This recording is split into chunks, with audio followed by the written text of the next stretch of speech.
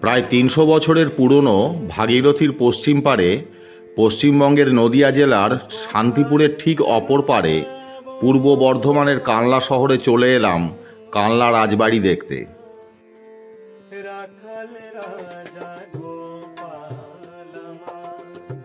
পশ্চিমবঙ্গে 25 চূড়ার মন্দির আছে 5টি।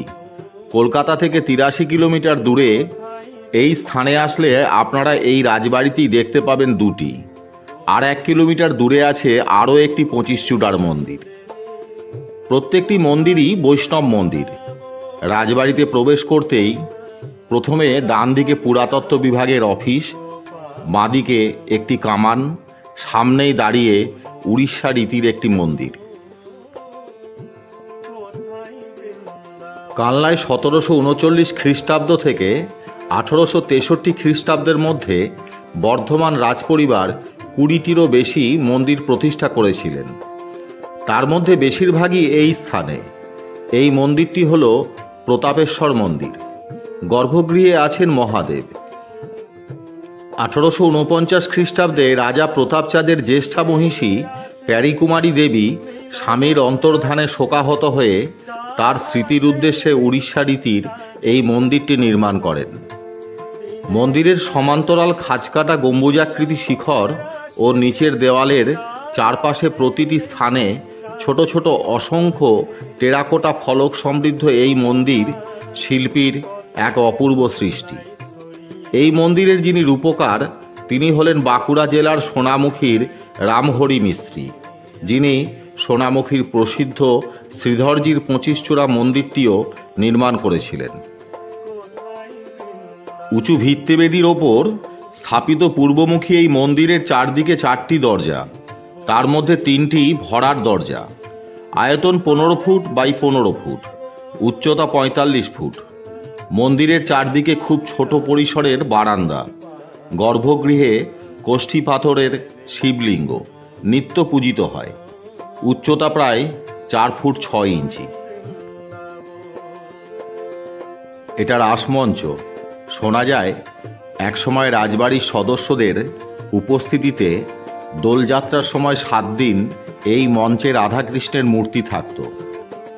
1758 খ্রিস্টাব্দে এই রাসমঞ্চ তৈরি হয়েছিল। রাসযাত্রার সময় রাসলীলা অনুষ্ঠিত হতো।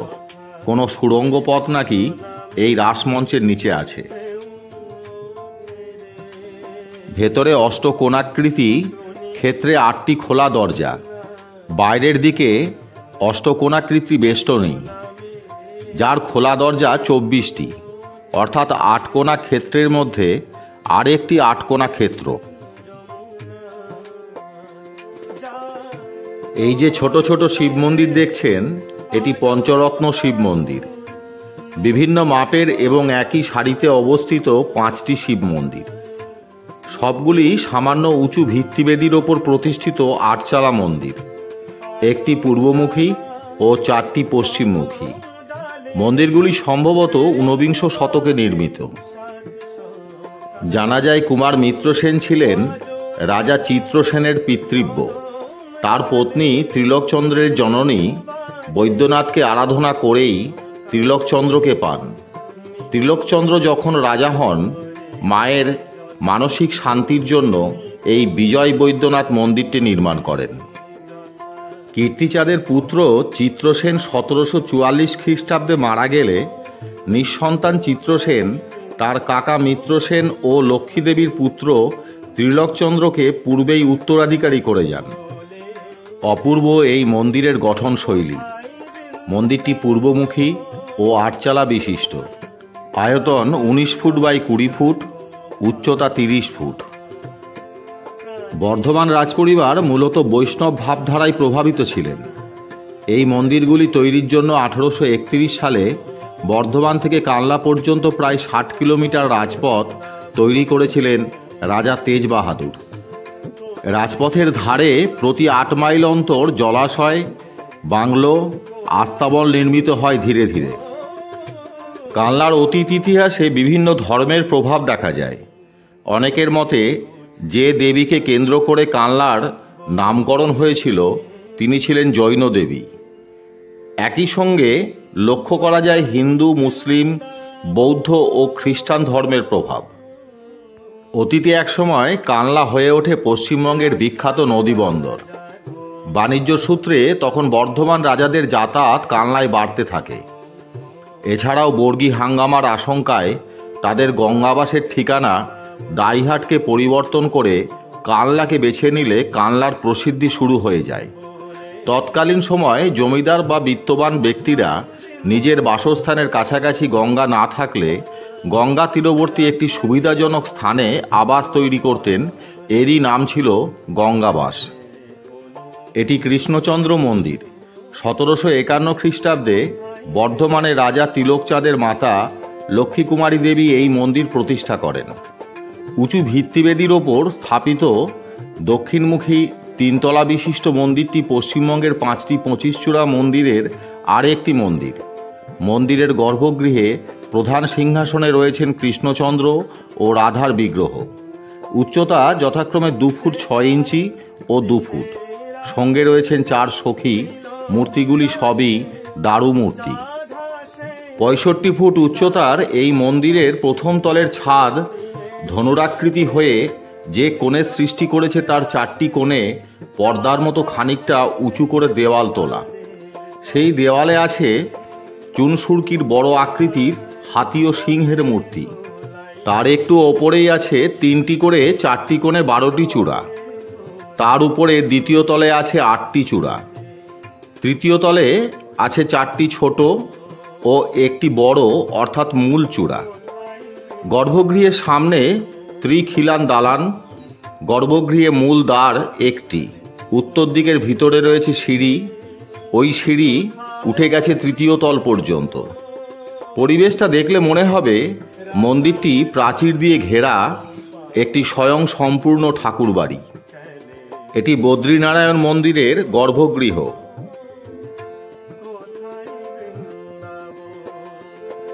বর্ধমানের রাজন্যবর্গের কুলদেবতা লক্ষ্মীনারায়ণ।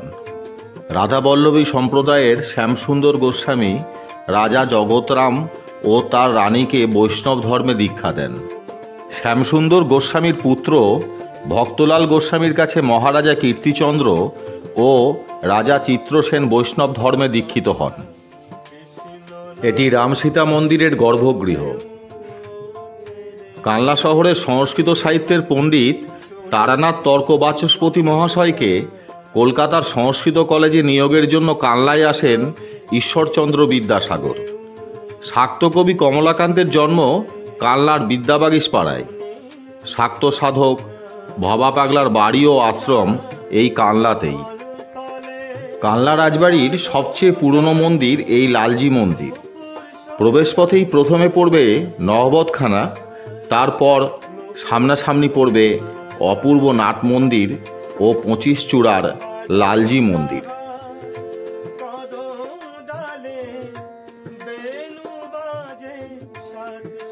লালজি মন্দিরের গর্ভগৃহের সামনে গরুর স্তম্ভ। বর্ধমানের রাজা কীর্তিচন্দ্রের জননী ব্রজকুমারী দেবী 1739 খ্রিস্টাব্দে এই মন্দিরটি তৈরি করেন। মন্দিরটি পশ্চিমবঙ্গের 5টি 25 চূড়া মন্দিরের অন্যতম। এই বৈষ্ণব মন্দিরের বিগ্রহ হল কৃষ্ণ ও রাধা। এই বিগ্রহ দুটি নিয়ে অতীতের একটি সুন্দর ঘটনা শুনুন। কীর্তিচন্দ্রের জননী ব্রজকুমারী দেবী একবার গঙ্গা স্নান করতে গিয়ে ঘাটের কাছে আস্তানা করে থাকা গঙ্গাসাগরগামী এক সাধুর কাছে সুন্দর একটি কৃষ্ণমূর্তি দেখে মুগ্ধ হন। তারপর সাধু তার ঝোলা থেকে ভিক্ষালব্ধ একটি পোড়া রুটি বের করে কৃষ্ণকে ভোগ দিতে গেলেই রানীমা সেই মূর্তিটি নিয়ে নেন। তারপর সাধুকে তিনি বললেন, তুমি লালজিকে দিনে মাত্র একবার খেতে দাও, তাও এই পোড়া রুটি? আমি জগন্নাথ দেবের মতো দিনে লালজিকে 52 পদ দিয়ে ভোগ দেব। কিন্তু সাধু তার প্রভুকে নিজের কাছেই রাখতে চান। তারপর রানীমা তার রাধার সঙ্গে সেই কৃষ্ণমূর্তির বিবাহ দেওয়ার প্রস্তাব দেন। তৎক্ষণাৎ সাধু রাজি হয়ে যান। খুব ধুমধাম করে বিয়ে হলো রাধা ও কৃষ্ণের। এবার সাধুর ফেরার পালা। বিদায়ের পূর্বে রানীমার কাছে কৃষ্ণমূর্তি ফেরত চাইলে রানীমা বললেন তাদের পরিবারের রীতি অনুসারে কন্যার সঙ্গেই তার পতি থাকবেন, অতএব বিগ্রহ ফেরত দেওয়া যাবে না। রাজপরিবারের কূট কৌশলের কাছে হার মেনে শূন্য হাতেই সাধু ফিরে গেলেন। এখনও নাকি নানা রকম ভোগ ব্যঞ্জনের মধ্যে একটা পোড়া রুটি রাধাকৃষ্ণকে দেওয়া হয়।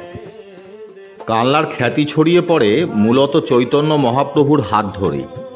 ষোড়শ শতকে এই শহরেই আগমন ঘটেছিল মহাপ্রভুর। প্রভু নিত্যানন্দ এই কানলাতেই বিবাহসূত্রে আবদ্ধ হয়েছিলেন। আমরা এখন যে মন্দিরের সামনে দাঁড়িয়ে আছি তার নাম গিরি গোবর্ধন মন্দির। 1751 খ্রিস্টাব্দে এই মন্দির নির্মিত হয়। এটি একটি ব্যতিক্রমী স্থাপত্য।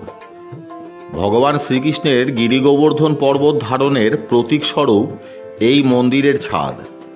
পাহাড়ে যেমন বিভিন্ন সাপ জন্তু জানোয়ারের বাস, তার কিছুটা ছাপ এই মন্দিরের ছাদের দৃশ্যে পাওয়া যায়। মন্দিরটি লালজি মন্দিরের মুখোমুখি। ছাদটি বড় বড় শিলার আকারে তৈরি। এই মন্দির গঠনে কালো স্লেট পাথরের ব্যবহার করা হয়েছে। অনুমান করা হয় রাজা তিলকচন্দ্র গিরি গোবর্ধন মন্দির নির্মাণ করেছিলেন। নাট মন্দিরের পাশে নারায়ণ মন্দিরের গর্ভগৃহ। লালজি মন্দিরে বিগ্রহের নিত্য পূজা ছাড়াও জন্মাষ্টমী, রথযাত্রা ও রাস উৎসব পালন করা হয়। মন্দিরে শারদীয়া পূজার প্রাক্কালে শ্রীকৃষ্ণের বাল্যকাল থেকে যৌবন পর্যন্ত নানা লীলা কাহিনী পঞ্চগুড়ির সাহায্যে আঁকা হয়। এর নাম সাঁঝি। পশ্চিমবঙ্গের প্রাচীন মন্দিরগুলিতে সৌন্দর্য বৃদ্ধির জন্য শিল্পীরা টেরাকোটার অলঙ্করণ ব্যবহার করতেন। কানলা রাজবাড়ির মন্দিরগুলি তার ব্যতিক্রম নয়। অন্যান্য মন্দিরে যে টেরাকোটার কাজ আপনারা দেখেছেন প্রায় সবই এখানকার অজস্র টেরাকোটার কাজের মধ্যে পেয়ে যাবেন। বর্ধমান রাজপরিবার মূলত বৈষ্ণব হলেও তারা পরধর্ম সহিষ্ণুও ছিলেন। প্রতি সন্ধ্যায় এই রাজপরিবার থেকে হজরত পীর খরকর শাহের সমাধিতে সান্ধ্য দ্বীপ ও প্রতি বৃহস্পতিবার শুক্রবার সিন্নি, লোবান, গোলাপ পানি ও অন্যান্য সামগ্রী যেত। রূপেশ্বর শিব মন্দির। রাজা ত্রিলোকচন্দ্রের জ্যেষ্ঠা মহিষী রূপকুমারী দেবী 1761 খ্রিস্টাব্দে কৈলাসতুল্য ত্রিপুরারি শিবের এই ভবন নির্মাণ করেন। দক্ষিণমুখী এই মন্দিরে কৃষ্ণবর্ণের শিবলিঙ্গের উচ্চতা 4.5 ফুট। এখানে আসতে হলে হাওড়া কাটোয়া, ব্যান্ডেল কাটোয়া বা শিয়ালদা কাটোয়া লোকাল ট্রেনে নামুন অম্বিকা কানলা স্টেশনে। তারপর 20 টাকা টোটো ভাড়ায় চলে আসুন রাজবাড়ি। আপনারা সকলে ভালো থাকবেন এই আশা রেখে আজ এখানেই শেষ করলাম। নমস্কার।